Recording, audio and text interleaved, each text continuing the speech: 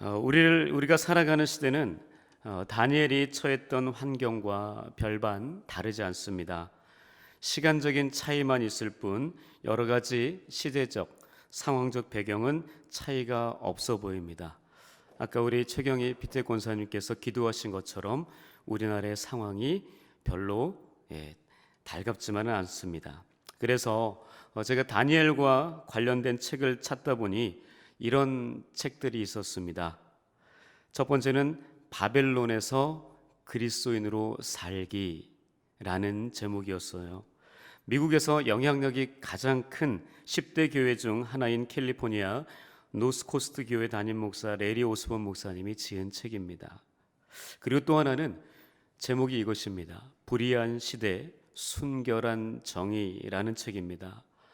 이분도 미국에서 가장 영향력이 있는 설교학자 중에 한 분이신 그레이스 장로교회 담임 목사인 브라이언 채플 목사님께서 지은 책입니다.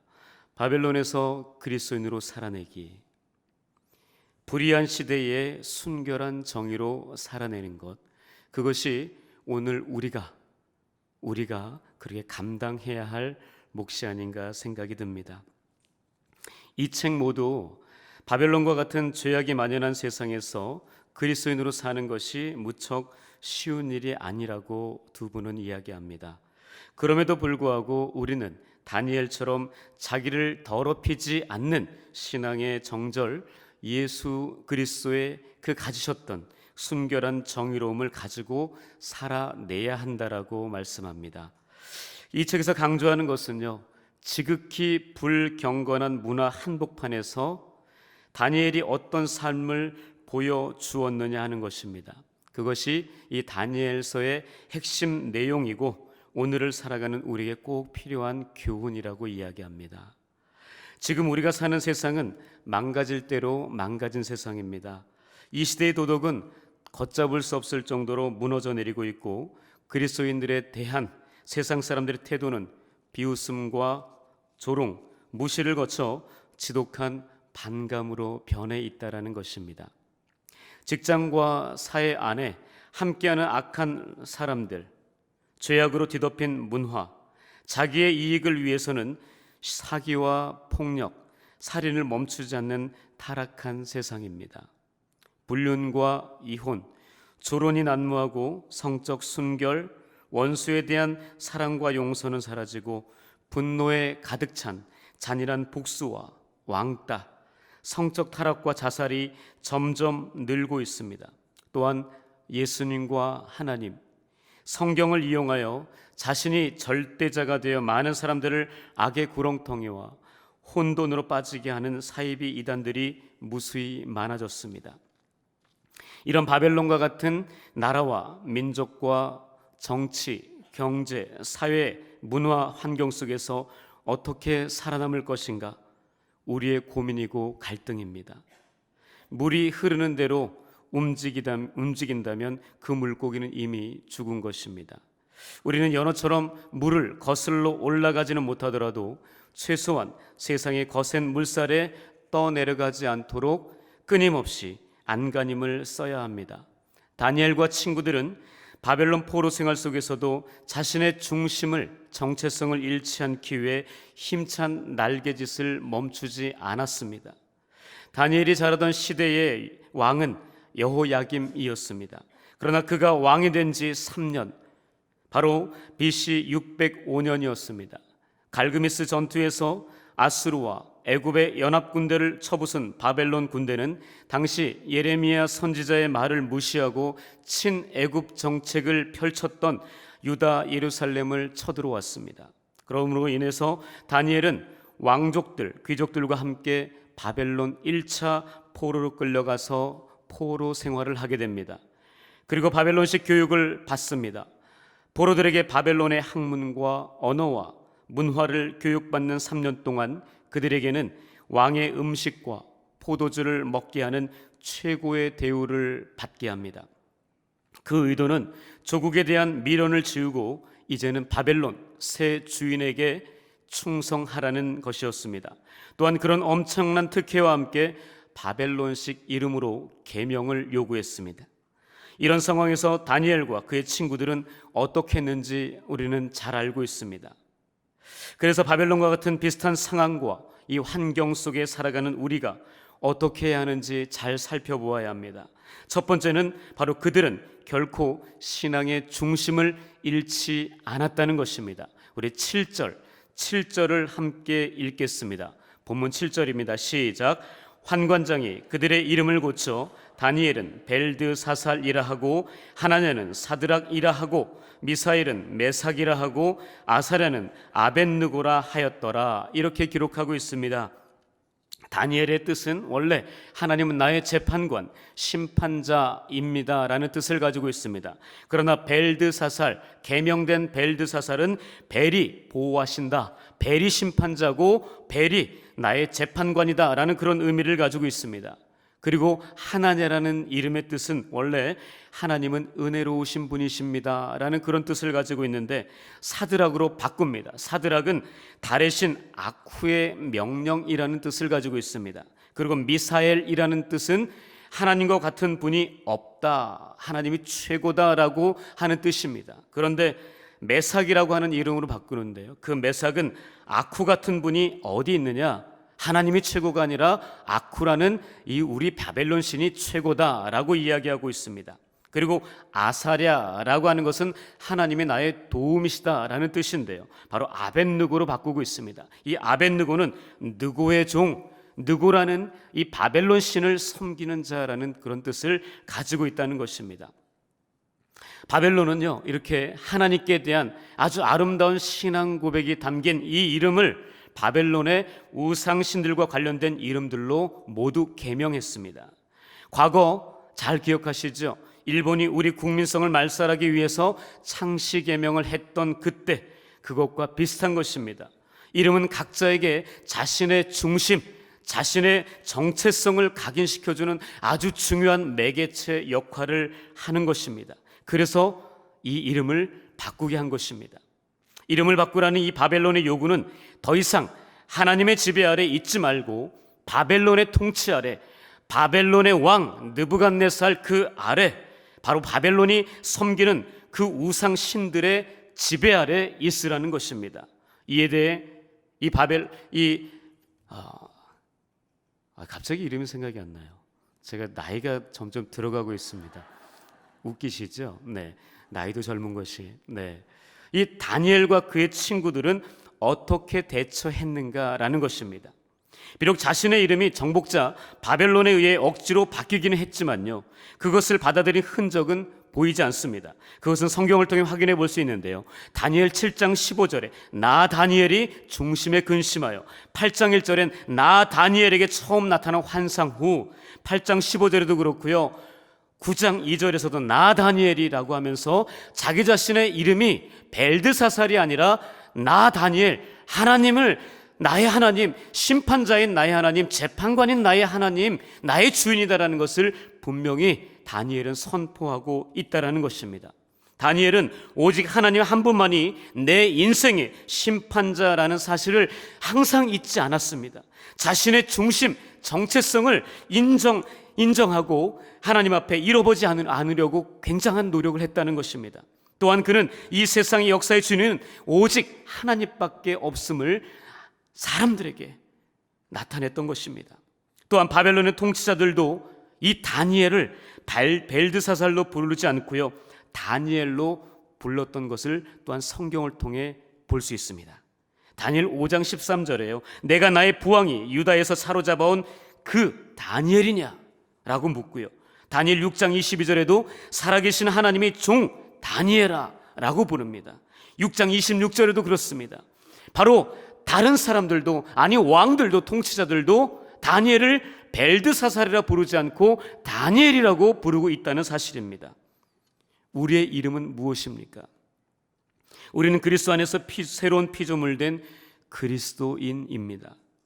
바벨론과 같은 죄악 세상에 살고 있지만 저와 여러분에게 주어진 가장 고상한 이름은 오직 그리스도인이라는 것입니다. 혹시 이 이름을 망각하고 살고 계시진 않습니까? 혹시 그리스도인이 아닌 것처럼 살고 계시진 않습니까? 어떤 괴롭고 힘든 상황에서도 결단코 그리스도인이라는 이 이름의 중심, 이 정체성을 잃어버리지 않는 살아있는 꿈틀대는 그리스도인들이 될 수 있기를 축복합니다. 두 번째는요, 바로 자신을 더럽히지 않기 위한 용기와 결단이 그들에게는 있었다는 것입니다. 8절입니다. 8절 함께 읽겠습니다. 시작. 다니엘은 뜻을 정하여 왕의 음식과 그가 마시는 포도주로 자기를 더럽히지 아니하리라 하고 자기를 더럽히지 아니하도록 환관장에게 구하니 라고 기록되어 있습니다. 우리는 성경 곳곳에서 스스로를 더럽히지 말라, 스스로 정결케 하라 라고 하는 하나님의 말씀을 잊지 말아야 합니다. 스스로를 더럽히지 않기 위해 영적인 왕의 음식과 포도주를 거부하고 포기했다는 것입니다. 우리는 어쩔 수 없이 불의한 시대를 살아가고 있습니다. 그러나 순결한 정의로 살아내야만 합니다. 예수 그리스도의 정결함으로 살아내야 한다는 것입니다. 하나님의 말씀을 붙들고 그 말씀 앞에 겸손하게 우리가 하나님 앞에 순종하며 살아내야 한다는 것입니다. 많은 유혹 앞에 날마다 그렇게 실패하고 쓰러진다 할지라도 날마다 결단하며 살아내야 합니다. 넘어지고 깨지고 쓰러져도 오뚜기처럼 다시 일어나야 한다는 것입니다. 다니엘은 왕의 음식과 포도주를 거절하기로 뜻을 정했습니다. 뜻을 정한다는 것은 단순히 인간적인 결심과 결단만을 의미하지 않습니다. 자신의 것을 포기하는 것입니다. 자신의 주어진 특권을 내려놓는다는 것입니다. 작심삼일이란 말, 3일마다 다시금 결정한다는 거 아니겠습니까? 우리는 매일 넘어지고 계획대로 다 되지 않습니다. 또 포기되어지고 또 그 모든 것들이 무너지는 것을 날마다 느낍니다. 그럼에도 불구하고 우리는 3일마다 아니 매일 결단해야 합니다. 날마다 실패한다 해도 날마다 다시 한번 일어서서 결단해야 합니다. 뜻을 정한다는 것은요, 가장 좋은 가치를 위해서 더 좋지 못한 가치를 포기한다는 것입니다. 내려놓는다는 것입니다. 다니엘과 친구들이 뜻을 정했을 때 두려운 마음으로 내려놓아야 할 것들이 얼마나 많았겠습니까? 이 방땅에 이 포로로 끌려와서 저마다 살아남기 위해서 얼마나 치열한 경쟁을 펼쳤겠습니까? 누군가 올라서면 누군가는 내려와야만 하는 그 냉정한 궁궐의 현실 속에서 서로 눈치를 보면서 미묘한 신경전을 펼쳤을 것입니다. 치열한 경쟁 구도 속에 궁궐에 모인 이 소년들은요, 어쩌면 느부갓네살 왕의 눈에 들기 위해서 최선을 다했을지도 모릅니다. 그런 가운데서 왕의 음식을 거절한다, 왕이 주는 포도주 그 혜택을 거절한다, 바로 그것은 그가 누릴 수 있는 모든 것들을 어쩌면 목숨까지도 잃어버릴 수 있는 그런 결단이고 그런 결심이었다는 것입니다. 그로 인한 손해와 피해를 본인이 감당하겠다는 강한 의지의 표현입니다. 또한 하나님을 향한 확고한 믿음을 가지고 있는 자만이 할 수 있는 담대한 행동으로 우리는 볼 수 있습니다. 다니엘은 뜻을 정했습니다. 가장 가치 있는 것을 위해서 그 이외의 모든 것을 내려놓았던 것입니다. 그리고 그는 왕의 음식 포도주를 먹지 않습니다. 당시 바벨론 시대에는 왕의 음식을 차릴 때 반드시 그들이 섬기던 우상 제단에 바쳐진 음식들로 준비했습니다. 그래서 왕의 음식을 먹는다는 것은 그 음식을 바쳤던 바로 그 이방신, 바벨론 신 아래 자신을 맡긴다는 그런 의미가 포함되어져 있습니다. 그래서 다니엘과 그 친구들은 그 음식을 단호하게 거절했던 것입니다. 신앙에 문제가 걸려 있기 때문에 그것들을 먹지 않기로 뜻을 정했던 것입니다. 우리 역시 인생길을 걸어가면서 수없이 많은 유혹 앞에 있습니다. 아니, 그 유혹 앞에 선택해야 되는 것을 우리는 상황들이 많이 놓여져 있습니다. 그리고 그때마다 어떻게 할지 갈등합니다. 그때 우리는 쉽고 편한 길보다는 가장 가치 있는 길을 선택해야 합니다. 자신의 욕심과 계획, 자존심과 생각을 포기하고 내려놓고 신앙의 절개를 지키는 가치 있는 일을 선택했던 이 다니엘과 같은 선택을 우리도 해야 한다는 것입니다. 다니엘 1장 8절은 다니엘과 그의 친구들이 자신들의 작은 신앙, 그 믿음을 사수하기 위한 기준이었습니다. 그것은 자신들의 중심, 그리스도인으로서의 정체성을 지키기 위한 신앙의 마지노선이었습니다. 그들이 1장 8절을 선포하고 결코 물러서지 않고 나갈 수 있었던 이유는 바로 하나님의 주권을 인정했기 때문입니다. 다니엘은 자신의 주인이신 하나님의 다스림과 통치 아래 있기를 소망했기 때문입니다. 자신과 국가에 닥친 모든 일들을 하나님의 통치와 다스림이라는 렌즈로 바라보았기 때문에 다니엘과 그 친구들은 그 위기를, 그 어려움을 극복할 수 있었던 것입니다. 다니엘서의 주제는 말씀드렸던 것처럼 하나님의 주권을 인정하는 것입니다. 포로로 끌려간 다니엘이 이 타락한 이방 문화와 종교 상황 속에서 어떻게 흔들림 없는 믿음을 살 수 있었는가? 어떻게 신앙의 중심, 그 정체성을 잃지 않고 살 수 있었는가 하는 바로 그것은 바로 그리스도, 바로 하나님에 대한 주권, 그것을 인정했기 때문입니다. 신앙의 마지노선, 이 마지노선은 하나님의 주권으로부터 나온 것이기에 다니엘은 포로 생활 속에서도 순결한 믿음을 지켜낼 수 있었습니다.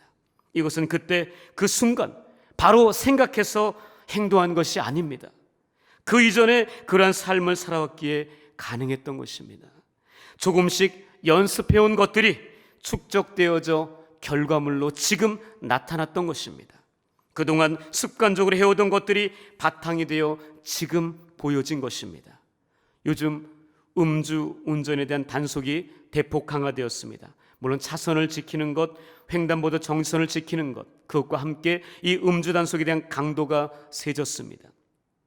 술 한 잔만 마셔도 음주 단속이 될 수 있다고 이야기합니다. 음주에 대한 마지노선이 한층 더 강화된 것입니다. 요즘은 군대 가는 것도, 취업하는 것도, 결혼하는 것도 마지노선이 많이 높아진 것 같습니다. 우리는 그 마지노선을 맞추기 위해서 땀과 눈물, 시간과 물질, 잠을 못 자가면서 열심히 살고 있습니다. 그러나 신앙에 대해서는 어떻습니까? 믿음에 대해서는 어떻습니까? 말씀에 대해서는 어떻습니까? 교회 봉사와 헌신에 대해서는 과연 그 마지노선, 그것을 가지고 계십니까? 더 이상 양보할 수 없는, 아니 양보해서는 안 되는 신앙의 마지노선이 있으십니까? 반드시 무슨 일이 있어도 그것만큼은 내가 지켜내야 되겠다라고 하는 신앙의 마지노선, 그것이 있어야 하는 줄 믿습니다. 회사에서 어려움을 당하고 해고를 당한다 해도, 가정에서 어른들에게 심한 꾸중을 듣는다 해도, 친구들 사이에서 왕따를 당한다 해도, 공동체 안에서 손가락질을 받는다 해도 그 모든 어려움과 고난과 역경을 무릅쓰고 그럼에도 불구하고 반드시 지켜내야 할 신앙의 마지노선, 이것이 있으십니까? 자신의 목숨을 기꺼이 내어주신 예수, 바로 그 예수 그리스도를 위해 어떤 상황에서도 절대 양보할 수 없는 신앙의 마지노선, 그것을 마음속에 가지고 있어야 합니다. 그것을 지켜내기 위해 대가 지불을 또한 할 수 있어야 하는, 하겠다라고 하는 각오가 돼 있어야 합니다. 교회 공동체의 목사로서, 장로로서, 권사로서, 집사로서, 성도로서 반드시 지켜내야 할 신앙의 마지노선, 직장 안에서 회장으로서, 사장으로서, 이사로서, 부장으로서, 차장으로서, 과장으로서, 대리로서, 아니 사원으로서 목숨을 다하여 지켜내야 할 믿음의 마지노선, 가정 안에서 부모로서, 엄마 아빠로서, 남편과 아내로서, 자녀로서 반드시 넘지 말아야 될 그리스도인으로서의 그 마지노선, 이것이 있으십니까? 다니엘과 친구들처럼 뜻을 정하는 것이 바로 신앙의 마지노선이었습니다. 그 마지노선을 정했기에 믿음의 대가 지불을 각오하고 살아냈던 것입니다. 더 이상 물러설 곳이 없다. 나는 이 라인이 무너지면 모든 것이 끝장난다라고 하는 각오와 결단을 하며 살아냈던 것입니다. 아직까지 신앙의 그 믿음의 마지노선이 없는 분이 계십니까? 하나님 앞에 기도하며 다니엘과 그 친구들처럼 그 뜻을 정해보시기 바랍니다. 그러나 그 마지노선을 처음부터 너무 높게 잡지 마십시오. 시작부터 너무 높게 잡으면 포기해버립니다. 아무것도 하지 않으려고 한다는 겁니다. 매일, 아니 매주, 아니 매달, 아니면 분기별로 조금씩 점진적으로 조금씩 높여가시기 바랍니다. 삶의 현장에서 그리스도인으로서 넘지 말아야 할 선, 영적인 마지노선, 바로 그것을 정했다면 목에 칼이 들어와도 그 선을 지키며 그 선을 넘지 않는 다니엘과 같은 인생들이 될 수 있기를 축복합니다. 말씀을 정리합니다. 바벨론과 같은 세상 속에서 하나님은 우리를 이 시대의 다니엘로 부르셨습니다. 그 부르심을 받은 그리스도인들 어떻게 살아가야 되겠습니까?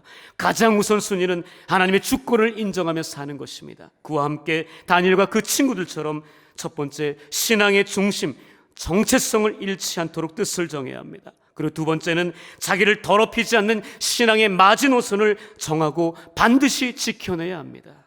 바라기는 죄악으로 물든 바벨론과 같은 세상에서 하나님의 주권을 인정하며 믿음의 중심을 잃지 않으려고 하는 신앙의 마지노선을 정하고 삶의 현장에서 반드시 지켜내어 하나님의 자녀로서 거룩한 영향력을 펼치며 살아가는 우리 모두가 될 수 있기를 주님의 이름으로 축복합니다. 아멘.